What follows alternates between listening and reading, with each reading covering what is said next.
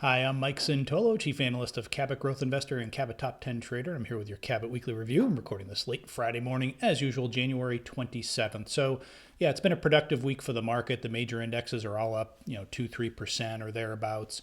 And really the last couple of weeks, just more and more positives are building. We've seen some, a couple of selling grades kind of get quickly rejected by the market. We've seen the broad market strength continue, whether you're looking at the number of new lows or the advanced decline line, that sort of thing.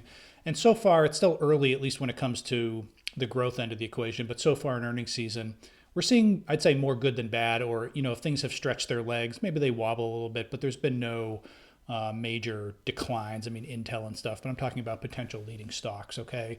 So, that's all encouraging. Now, I will say, step by step, it's looking better. The major indexes to this point, though, are still kind of battling with early December resistance. Some are starting to stretch out a little bit, but nothing really decisive. I'm not a breakout player on the indexes, but you'd like to see the intermediate term trend kind of really kick higher.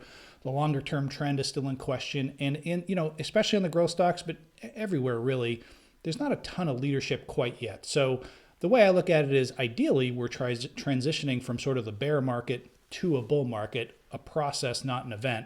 But of course, we'll take it day to day, week to week. Overall, I'm pretty encouraged. You put a little bit more money to work, but from a growth investor's point of view, we're still relatively cautious here. I don't think there's any rush. Nothing's really running away from you on the upside, or very few things. But I do think, you really want to pay attention here. Most people are obsessed with inflation and recession and last year's stock market crash and how, some of these big stocks fell 50, 60, 70%. But if you listen to the market itself, it's certainly sending a message that, hey, 2023 should be a lot better, okay? Let's hop in the charts as usual. I'm using a program called MarketSmith. You can learn more at marketsmith.com. It's a product of Investors Business Daily. Get out my line pen here. And as usual, we'll just kind of run through the charts or the indexes first. But here's the NASDAQ. You had your sort of retest here in late December. And just a pretty, it's early. It's only been 3 weeks here, but persistent type advance. Again, this is anecdotal. You don't want to read too much into, 1 or 2 days just because the next day could change it. But we have seen a couple of selling raids here, whether it's bad earnings or, the Fed or some Fed head said something. And the market did get hit. It got hit a couple of percent. A lot of things got sloppy. We saw that last week. We saw that earlier this week. But things have kind of shrugged that off and really just kind of pushed higher, okay? Again, you're still battling, clean up this chart. You're still battling with these December highs. The NASDAQ is right at its 200-day line, which is still declining. So we'll see how it goes. But, so far, I guess I would just say compared to 3 weeks ago, this is kind of pretty much the best you could have expected. I mean, unless you thought we'd be up 20% in 3 weeks or something like that. But it's certainly a nice rally from an index point of view. Flipping through the charts, the other charts still look better, but are still, positive by the letter of the law on an intermediate term basis by our measurements, but still kind of just range bound here for the last really 2 months. So we'll see how it goes. Again, I'm not a big index breakout guy. I've talked about this before in the sense that, everyone's looking at certain levels. So sometimes you break out and then it ends up being a fake out. But you can say that about anything. Obviously, if the more we go up, the better the odds that, the trend is up and that the odds and that the buyers are taking control and the sellers are sold out. So I would just say so far so good, constructive, not decisive, but constructive. IWM and MDY are kind of closer here to these quote unquote breakout levels, small and mid caps, of course. You can see mid caps are actually almost back up to their August highs, which is encouraging. And interestingly, the NYSE composite, which is pretty broad. It's not I think it is market cap weighted, but it's not, 10% in this and 10% in that like the NASDAQ. And you can just see, again, it's more of a broad market index. And again, it's bumping up here against really 8 or 9 month highs. Okay. So the action is better. Hopefully we come in next week and it's kind of, maybe we shake out a little bit and then resume higher in a week or two. And it's like off to the races on whatever the Fed says or something like that. But so far, so good on that front. Digging down, I continue to quote unquote again, I don't root for things to go down, but it's hard not to notice that, again, you look at the spiders, sometimes, you can get too close to the market. Sometimes it's just better just kind of stick with a few things. Here's the S&P rally, and then here's the XLP kind of leading the way, which is consumer staples during that rally. And now you see it really sloughing off here. And while the S&P, not to keep bouncing back and forth between charts, while we've kind of rallied here from the start of the year, what's happening to XLP? It's actually, it's come off a few percent. Not that it looks terrible. I'm not saying All these stocks are toast. I'm just saying as a measure of defensive, money versus offensive money, so to speak, or aggressive money. Same thing with the utilities. I prefer XLP as a defensive measure, but utilities you look at too. Same thing, breaking the 50-day line. And even if you look at something like the Dow, I mean, again, it's just a little bit weaker than some of the other things out there, some of the other indexes. So, I really think that's a good, again, you're just looking for changes in character and you're just seeing more defensive stuff sort of slough off and more, I wouldn't even say growth, but cyclical growth, risk on stuff perking up, some things, stretching their legs, okay. And then, of course, you look at stuff, SMH, down a little bit today on Intel's down or was down 10%. I don't know where it is now, but very minor decline. Again, you've just seen this lead here. This is chip stocks out above its December high. So again, a little bit of a kind of a clue here, and hitting, I don't know what this is, since August. So call it 5 or 6 month highs or whatever it is. Looking pretty good. IWO is the small cap growth index. Again, kind of like the indexes, but certainly stronger than defensive stuff. Even if you look at something like growth, which is like the IPO fund, it's hard to see on this chart. So let's look at the log scale. It's hard to see on the log scale too. It's had such a big decline. But again, 3 weeks up in a row. We'll see how we close today, but 3 weeks up in a row and just outperforming here while the XLP is heading in a different direction. So I just feel like that's a pretty good, it's a sign. You come in next week, XLP's up 5%, NASDAQ's down 5%. Obviously things can change, but as always, like I always say, you got to go with what you see now. You can always play things out in the future and come up with a reason why things will change, but maybe they won't. Maybe it will change, but it will change 6 months from now. And in the meantime, there's a lot of money to be made. We'll see how it goes. The only other index or sector I should say I wanted to bring up was these are financials. I did notice a couple. Not that I'm not super close to this, but this is like Stifel Financials, kind of an investment bank. It's kind of not a cup with handle thing if you want to do that, but kind of a little bit of a breakout on earnings. And I think I mentioned Morgan Stanley last week. Still looking. This was that weird NYSE open the other day, but overall you can just see, on a closing basis, pretty tight in there. So the XLF, which is financial stocks, looks pretty good. I'm not a big financial stock guy, but it wouldn't be the worst thing, obviously, to see some of these things sort of kite higher. Usually pretty good sign for the overall market. Just another confirmatory thing, okay? So those are sort of what I'm looking at now. So encouraging, but from a top-down point of view, more steps in the right direction. That was the title of this week's Growth Investor. But, just want to continue to see it go, okay? So don't get complacent. Don't say, oh, it's all, it's a bull market. But at the same time, I wouldn't just be completely waiting. I mean, it depends how you want to manage your ship, but I wouldn't just be waiting for everything to look great. That's probably not going to happen for, many weeks down the road. That's kind of how the system works, In terms of individual stocks, there's more and more that are, I wouldn't say they all have pristine numbers or some of them have old overhead, but there's more and more that are looking interesting, if not now, like maybe on earnings or maybe on a breakout or on a pullback. So I sort of just group them loosely into potential pullback buys and then potential sort of breakout buys, just very loosely. This is Alibaba. Now, China still looks good. Las Vegas Sands looks good and all that stuff. But, just notice this is obviously, had a horrific decline on the chart, has rallied here and kind of accelerated here to start the year, just like most of the stocks in the group. Pretty good volume, very liquid, obviously. It's kind of I don't say a liquid leader, but a liquid behemoth. You can see his volume drying up really nicely here the last couple of weeks while the stock basically hovers around 120. I don't have an earnings date yet, but again, maybe you get some sort of, there's some old resistance here.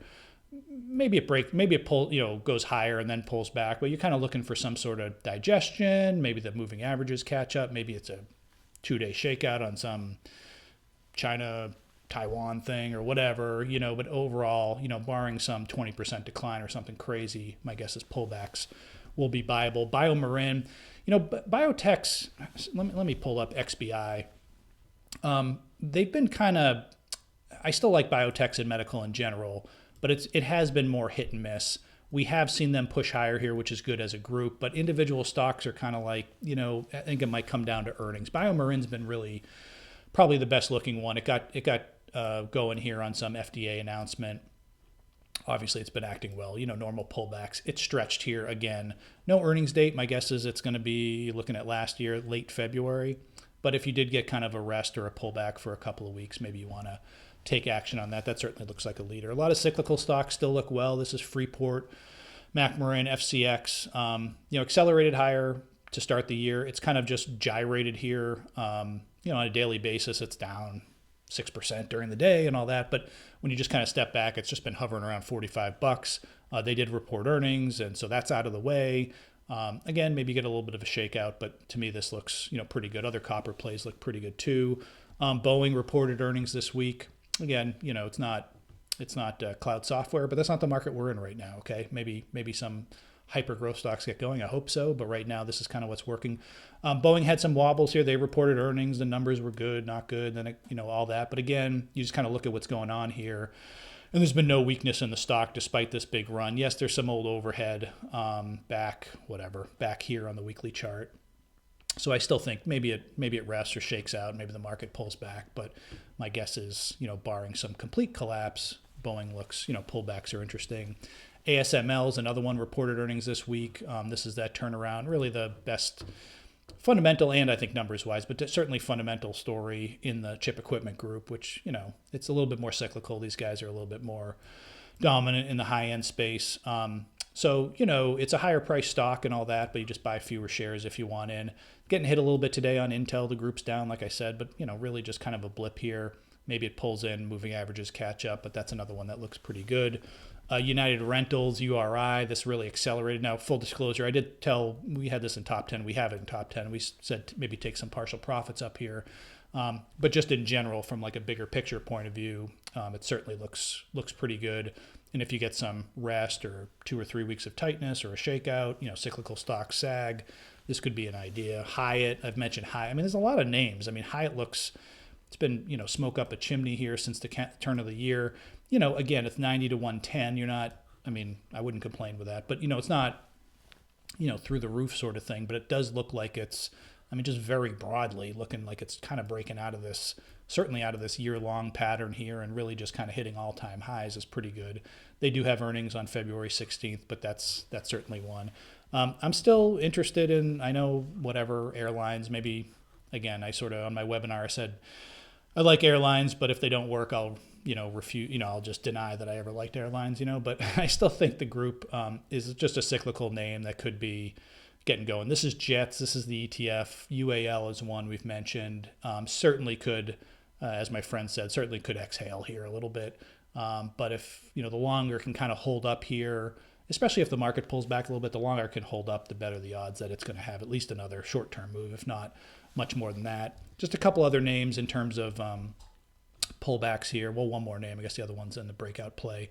This is Exact Sciences. This is like Cologuard. It had a huge, just going back to the glory days here, this is the monthly chart. So you can see, this was 2008, but it had this huge move here, kind of in the last cycle, but really topped out in 2018 in terms of the market. You can see relative to the market, it topped out in 2018, had a huge decline.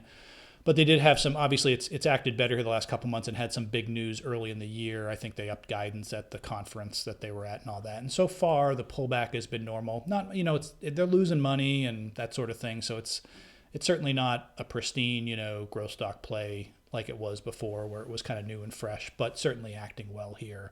And if you're interested, further pullbacks.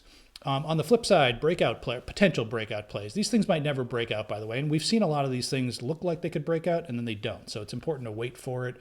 And in this environment, maybe you wait for a breakout and then try to play a pullback. It's been that sort of environment. But I found it interesting that on semiconductor, which has been just kind of grinding here for the past year, hit new highs here last summer. And then, of course, the market's in the way, grinds lower. Earnings are kind of resetting a little bit this year, down 15%. That's what the estimates are.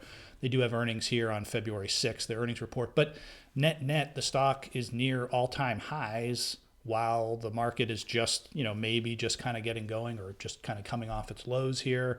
And it's sort of a loose peer, Wolf Speed kind of got hit again on earnings this week a little bit. And this one just ignored it. So it's kind of an interesting setup here into earnings if it can really get going. Steel stocks, again, cyclicals, we're seeing some names kind of break out. This is Reliance Steel, a little higher price, but kind of a nice, it's kind of, one of these sort of breakouts. Market wasn't ready, built this little structure in here, breaks out again. That looks good. Steel Dynamics reported earnings. Obviously a big move here. I'm not sure if I'd call that a breakout, but, kind of a base on a base sort of thing. STLD. Arch Coal I've mentioned before. A little sloppy in here, so maybe it fades. But again, you just have this nice longer structure in here with 160-ish looking like a meaningful level. So who knows how that goes. But some steel stocks look good. AXON, which is the taser basically, and all the cloud stuff now. It's interesting. It's not the thickest stock out there. It tried to break out on Monday or Tuesday or whatever, kind of came in, and then it kind of came back. Now it came in. You can just see what's going on with a lot of these names is that they just don't want to really goose them. You know what I mean? And that's okay. Doesn't mean it can't happen next week or the week after, and that's fine. Maybe it pulls back and shakes the tree one more time. But you kind of like to see some of these things sort of pop out of there, okay? ASO, Academy Sports, same sort of thing. I mean, you look at the weekly chart and it just looks, it looks right. Who knows? It's outdoor equipment and stuff like that. But you have your breakout here. Again, we saw this with some of the other names, and the market's not ready. So what does the stock do? It just kind of chills out here for another 5, 6, 7 weeks. Very low volume, some tight closes in there. It's all there for the taking. It's just a matter of whether, Fidelity or T. Rowe Price or whoever, big investor is going to be like, you know what? Let's add to our position by another 1 or 2% in the next couple months. So, a lift off here would be nice. Earnings here won't be out for a few weeks.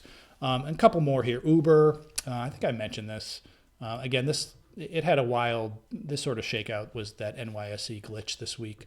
But just huge volume in August on earnings. And it's really just kind of built this bottoming base or whatever you want to call it. It does have earnings on February 8th. So, we'll deal with what comes. But again, some sort of breakout or really powerful thrust or multi-day, whatever, would be interesting to me. It's a big cash flow story.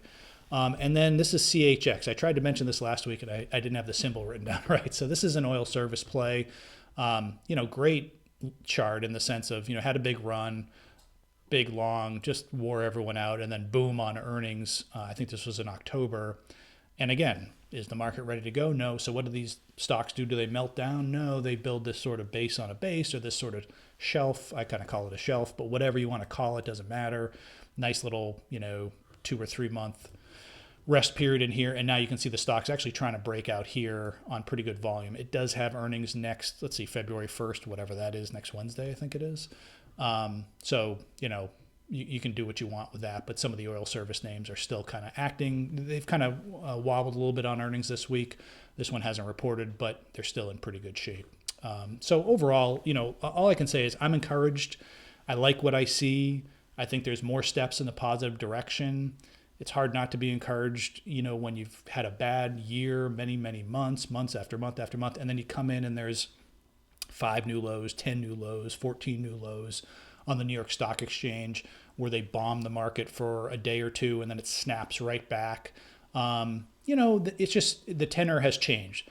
Now we just need to see it keep going. It's not going to be, I don't think we're going to get something, I hope we do, but I don't think it's going to be something where the Fed says something next week and we just take off. I hope that I'm wrong and it happens. I think it's going to be more of a process than an event, a little bit of rotation, some earnings moves here, some pullbacks over here. It's going to be something like that as the market sort of, obviously watches these inflation reports and what the Fed says and so on and so forth. But so far, there's no question that despite the worries out there and the sentiment and the predictions, money is still coming out of equity funds, by the way, sentiment-wise from individuals.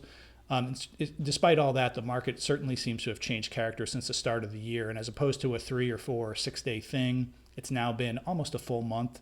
So the longer it goes, the better the chance that it's the real deal. Next up is to really see the indexes really kind of, stretch their legs here, really sort of make a statement that, hey, the intermediate term trend is turning up, and for some individual stocks to join that party too. Okay, that's all the time I have for today. As always, thanks for listening, and be sure to come by again next week for another Cabot Weekly Review.